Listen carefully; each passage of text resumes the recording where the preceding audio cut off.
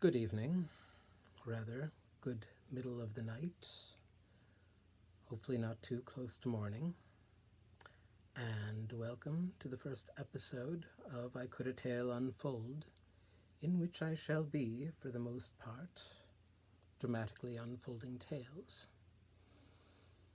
I had originally intended to prepare the scene from which that line comes for the first episode, namely Hamlet's encounter with his father's ghost on the parapets at Elsinore. But that is actually a bit ambitious for convincing characterization, and I do want to give it more preparation. But I will definitely have it ready by Halloween, if not sooner. I think that you will agree that this, what I will give you right now, is a bit more seasonally appropriate, especially considering the temperature. So I will give you Act 2, Scene 1 from Midsummer Night's Dream, involving 4 fairies, 2 mortals, and a minimum of stage directions to not be too distracting, but should set the scene to begin. We're in the middle of the forest. Enter a fairy at one door, and Robin Goodfellow, Puck, at another. How now, spirit, whither wander you? Over hill, over dale, through brush, through briar, over park, over pale, through flood, through fire. I do wander everywhere, swifter than the moon's sphere, and I serve the fairy queen, to dew her orbs upon the green. The cowslips tall her pensioners be, in their gold coats spots you see. Those be rubies, fairy favours, in those freckles live their savours. I must seek some dewdrops here, and hang a pearl in every cowslip's ear. Farewell, thou lob of spirits, I'll be gone. Our queen and all her elves come here anon. The king doth keep his revels here tonight. Take heed the queen come not within his sight. For Oberon is passing fell and wrath, because that she as her attendant hath a lovely boy stolen from an Indian king.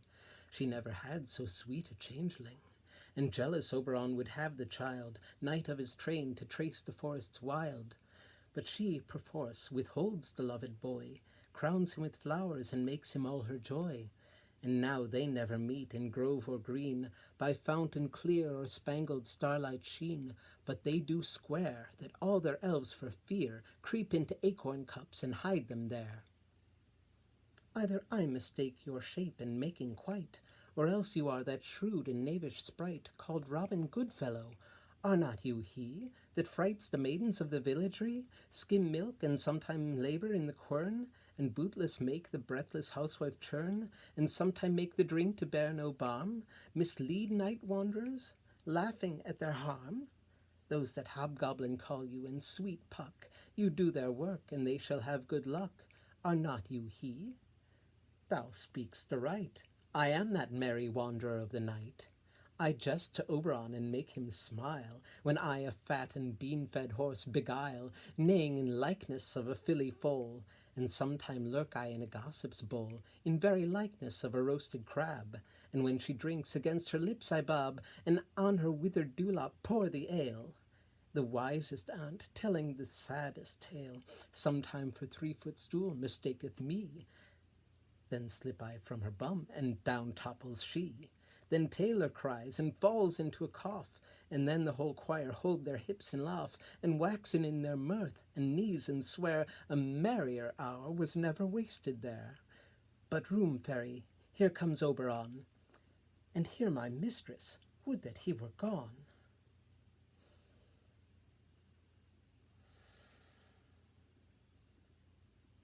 Ill met by moonlight, proud Titania. What, jealous Oberon? Fairies, skip hence. I have forsworn his bed and company. Tarry, rash wanton, am I not thy lord? Then must I be thy lady, But I know, when thou hast stolen away from fairyland, and in the shape of Corin sat all day, playing on pipes of corn, and versing love to amorous Phillida, Why art thou here, come from the farthest steep of India? But that, forsooth, the bouncing Amazon, your buskined mistress and your warrior love, to Theseus must be wedded, and you come to give their bed joy and prosperity. How canst thou thus, for shame, Titania, glance at my credit with Hippolyta, knowing I know thy love to Theseus? Didst thou not lead him through the glimmering night from Periginia, whom he ravished, and make him with fair Aglis break his faith with Ariadne and Antiopa? These are the forgeries of jealousy, and never since the middle summer's spring met we on hill, in dale, forest, or mead, by paved fountain or by rushy brook, or in the beached margent of the sea, to dance our ringlets to the whistling wind, but with thy brawls thou hast disturbed our sport. Therefore the winds, piping to us in vain, as in revenge have sucked up from the sea contagious fogs, which falling in the land, hath every pelting river made so proud, that they have overborne their continents. The ox hath therefore stretched his yoke in vain, the ploughman lost his sweat, and the green corn hath rotted ere his youth attained a beard. The fold stands empty in the drowned field, and crows are fatted with the murrian flock. The 9 men's morris is filled up with mud, and the quaint mazes in the wanton green, for lack of tread, are indistinguishable. The human mortals want their winter here. No night is now with hymn or carol blest. Therefore the moon, the governess of floods, pale in her anger, washes all the air, that rheumatic diseases do abound, and through this distemperature we see the seasons alter. Hoary-headed frosts fall in the fresh lap of the crimson rose, and on old hymns thin and icy crown, an odorous chaplet of sweet summer buds is as in mockery set. The spring, the summer, the childing autumn, angry winter, change their wonted liveries, and the mazed world by their increase now knows not which is which. And this same progeny of evil comes from our debate, from our dissension. We are their parents and original. Do you amend it then? It lies in you. Why should Titania cross her Oberon? I do but beg a little changeling boy to be my henchman. Set your heart at rest. The fairy land buys not the child of me. His mother was a votaress of my order, and in the spiced Indian air by night full often hath she gossiped by my side, and sat with me on Neptune's yellow sands, marking the embarked traders on the flood.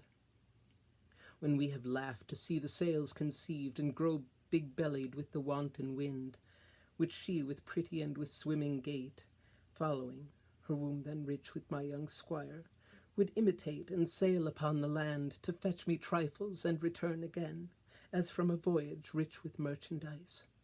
But she, being mortal, of that boy did die, and for her sake I rear up her boy, and for her sake I will not part with him. How long within this wood intend you stay? Perchance till after Theseus' wedding day. If you will patiently dance in our round, and see our moonlight revels, go with us. If not, shun me, and I will spare your haunts. Give me that boy, and I will go with thee. Not for thy fairy kingdom, fairies away, we shall chide downright if I longer stay.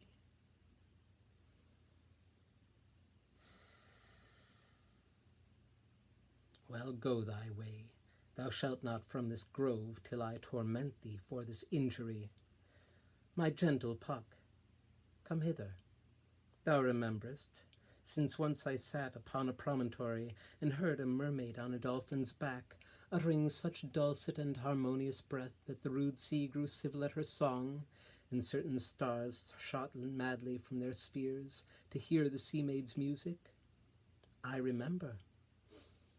That very time I saw, but thou couldst not, flying between the cold moon and the earth, Cupid all armed. A certain aim he took at a fair vestal throned by the west, and loosed his love shaft smartly from his bow, as if it should pierce 100,000 hearts. But I might see young Cupid's fiery shaft quenched in the chaste beams of the watery moon, and the imperial votaress passed on in maiden meditation fancy free. Yet marked I where the bolt of Cupid fell. It fell upon a little western flower, before milk white, now purple with love's wound, and maidens call it love in idleness. Fetch me that flower, the herb I showed thee once. The juice of it on sleeping eyelids laid will make or man or woman madly dote upon the next live creature that it sees. Fetch me this herb, and be thou here again, ere the Leviathan can swim a league. I'll put a girdle round thee about the earth in 40 minutes.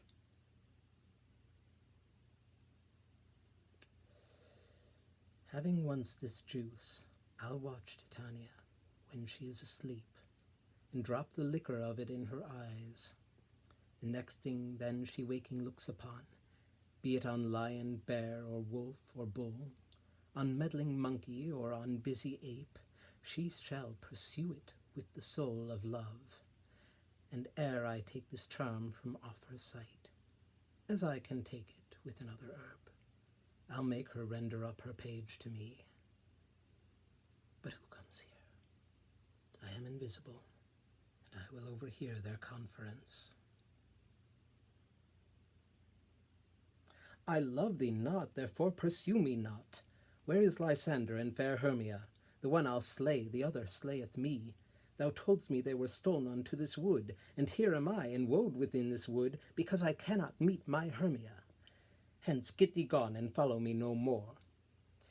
You draw me, you hard-hearted adamant, but yet you draw not iron, for my heart is true as steel. Leave you your power to draw, and I shall have no power to follow you. Do I entice you?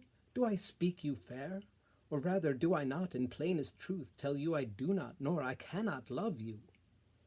And even for that do I love you the more.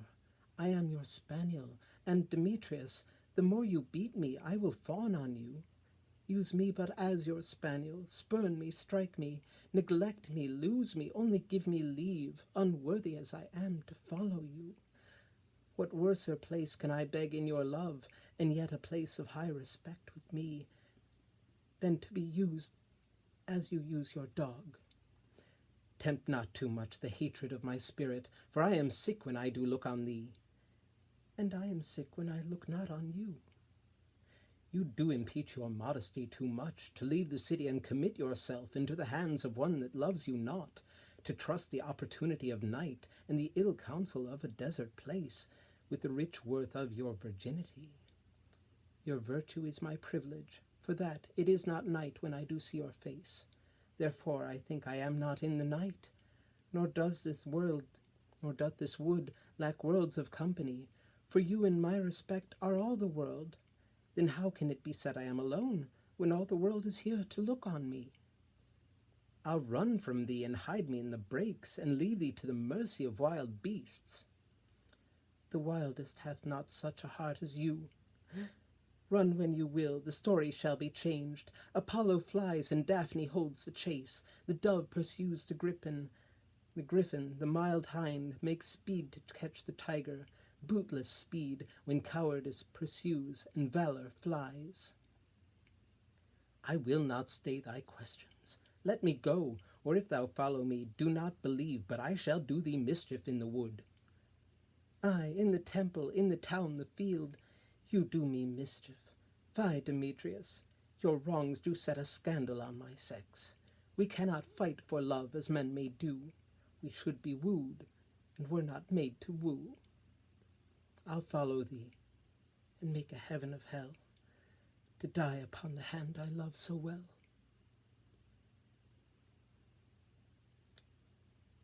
Fare thee well, nymph.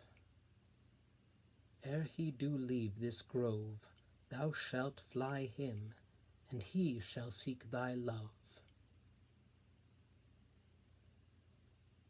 Hast thou the flower there? Welcome, wanderer. Ay, there it is. I pray thee give it me. I know a bank where the wild thyme blows, where oxlips and the nodding violet grows, quite over-canopied with luscious woodbine, with sweet musk. Give me a second. I know a bank where the wild thyme blows, where oxlips and the nodding violet grows, quite over-canopied with luscious woodbine, with sweet musk roses and with eglantine. There sleeps Titania sometime of the night, lulled in these flowers with dances and delight. And there the snake throws her enamelled skin, weed wide enough to wrap a fairy in. And with the juice of this I'll streak her eyes, and make her full of hateful fantasies. Take thou some of it, and seek through this grove. A sweet Athenian lady is in love with a disdainful youth. Anoint his eyes, but do it when the next thing he espies may be the lady. Thou shalt know the man by the Athenian garments he hath on. Effect it with some care, that he may prove more fond on her than she upon her love. And look thou meet me ere the first cock crow. Fear not, my lord, your servant shall do so.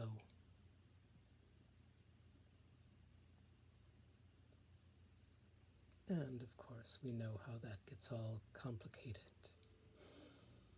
Well,